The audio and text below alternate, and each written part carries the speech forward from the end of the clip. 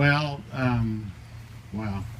I thought about Andrew Joseph and decided that one of the things I most love is his name.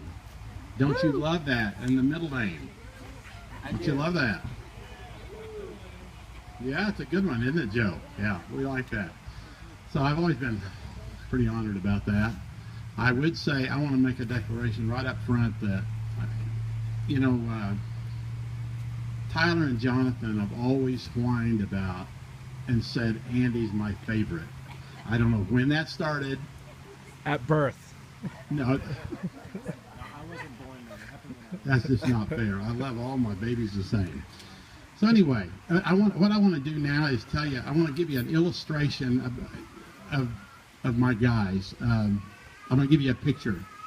I woke up the other morning and I'm thinking about them, and I'm thinking about what I would say about Andy, and so I'm on a deserted island.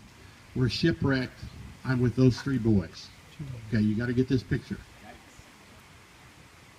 So we're safe, you know, the ship's wrecked, but we're alive and well. And Jonathan comes to me and says, Grandpa, this is beautiful. Look what the Lord's done. Let's go get under this tree.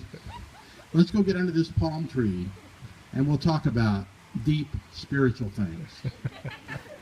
And then you can tell me stories of your childhood. I know I've heard them all, but I love hearing them again. That's pretty good. That's a good one. So then Tyler runs up. No, Grandpa. I've hollowed out 2 coconut shells. I've made bongos. Let's go to the beach and celebrate. We're alive. And then I found these shells that are flat, and you can skip them.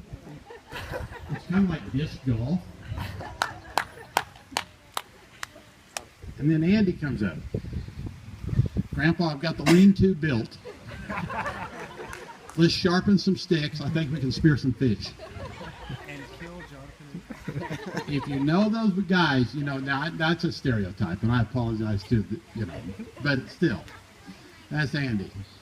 He's a doer. I was talking to him on the way home from golf Friday about a driveway issue I have now that Grandma thinks she has to have a 95 Lincoln on top of her 2013 Impala. So, and my truck has to be outside. So Andy's already got some kind of a scheme for me to bring my driveway around to the side of my house. And but now I have to have a lean-to of some kind there. I don't know. Okay, some descriptives for Andy that came to me. His integrity I love. He's trustworthy. He's honest. I mean, I don't know. He may cheat at poker once in a while, but most of the time you can count on him. So I love that. He's honorable. He's faithful to God and family. He is, as I said, a doer. And I think Johnny, where's Daddy? He got some good stuff from you there because he knows how to work. And we all know that. We see him working hard. Jonathan, I know you work too. I mean, you guys, Tyler. I know. I'm going to catch it here. And then I thought about how fearless he is, and he always has been from the beginning. I mean, I thought about his I loved watching him play football because he just played with abandon. He just threw himself into it, and you did too. I mean, I just feel apologetic here. But he didn't break his back at football, so that's good. But he played hard. He's competitive in a good way. He might not seem to be, but I promise you, he'll want to beat you at whatever he's doing. I thought about his flying and his cave exploration, which made me nervous. His diving, the tree house you built with the ridiculous elevator thing that also made me nervous, but anyway. His skydiving. He's resourceful. It's another word that came to me. I had the boys out at a big watershed I fish up at Cassidy. And I look around for Andy. We were in float tubes and whatever. I look around, I don't see him. And it really scared me. I didn't see him anywhere. And then I saw his head bob up out of the middle, in the middle of the watershed. He was stripped down to his underwear, and he was out in the middle, weren't you? You had your fishing pole. And his kick fins were on. So he's in the middle of this watershed, staying afloat somehow and trying to fish just like that. Next thing I know, I hear him say to somebody, anybody want any fish? And I think he's kidding. And then I go on fishing. I look back later, he's taken two big flat flint rocks, built a spit across it. He's already filleted the fish, has it on the spit, has it turning, and ready to eat. Okay? So he's all of that. Okay, the last thing I have, that's enough about him, but I'm going to give you, I'm going to pass this around. When he was 2 years old, he's the only, this sounds bad too, he's the only one I've ever written a poem for in the family. Other than my wife. So spread the Promise he's not my favorite. No, you've already read it.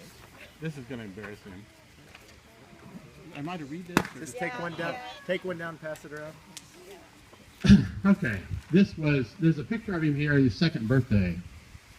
If any of you want these, I mean, there's no charge. You can, to Andy Joe at 2. This was, I did this May 25th, 87. But this was his birthday day that I was with him. And I wrote, filled with peace and quiet contentment, I'm watching you now, Andy Joe, namesake. Toys at your feet, sweet head resting on the stair step.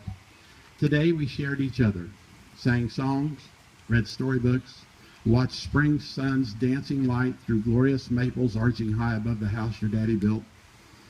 Finally, we walked what must have seemed so far for puppy-slowed legs until with upraised arms you called for Grandpa, and as I lifted you to my cheek, it came to me that soon you'd come to know of him who was lifted up for us all. These then, the moments that bring a peace and quietness to my heart. These then, the moments with eternity in them. So sleep now, little one, namesake, God's little lamb. I love you.